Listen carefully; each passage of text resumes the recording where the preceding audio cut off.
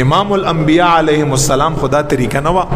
انس ابن مالک فرمائی چه قسم دی چه رسول اللہ مبارک لبا لاس ورک مبارک لا آگی پوری بیستا لاس نپری خود چه ترسو پوری بتا دا رسول اللہ لاس نو پری خود ہے. سستاو بیم نا دا مونگو تاسو اگا لاس زان نو باسو کنا چه بس لری کا دا سپکواله دی. حضور مبارک بلاس سستاوم نه چې څو پورې بتا نو سس کړای پرې خودل خلره خبره. انس ابن مالک فرمای چرته پټول عمر باندې امام الانبیاء چې په مخلوقاتو کې در بهتر کس نشتا، نه په اسمانونو کې نه په زمکو کې نه د عرش نه بره او نه د عرش نه لاندې په مخلوقاتو کې څوک بهتر تر نشتا، نه په مکان کې او نه په لا مکان کې څوک بهتر تر نشتا. خو انس ابن مالک فرمائی چې حضور مبارک بناست او چاته بیکاته صرف سټی چاته نه تاو کړای. دا مونږ تاسو داس دا تکبر دی. صرف سټونه حضور مبارک بټول تاوی دا مکمل.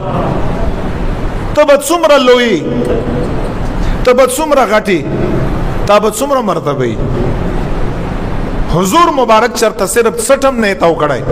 په دې کې د انسان تحقیر او سپکواله لري چې رزګونه دا انسان عام غړم.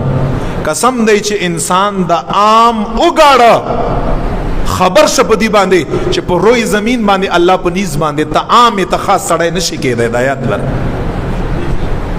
زکه دا معاشره بګاړ ده، خراب ده.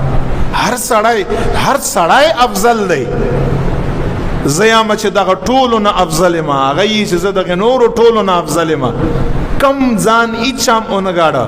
او رحمان بابا یې که مقام غواړي خپل ځان خاورو په مقام کړه، خپل ځان خاورې کړه، خاورې چې دا خلک خپې در باندې ږدي او در باندې ګرځي نو رب لا یزال به د هغې نه پس تاله مقام درکوي چې دا زما په بندګانو کې یو بنده دی.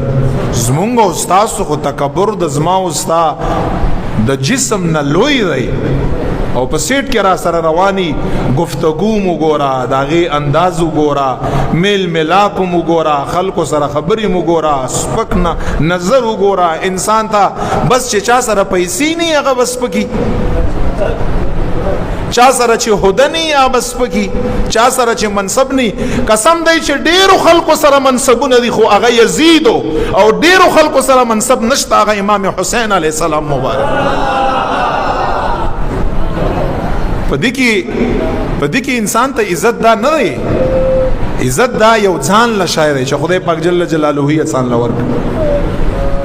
نو اڅ کله دا یاد لري دا حرام دی، ګناه کبیره ده. انسان ته بس پک نو ګوره، انسان ته بکم نو ګوره.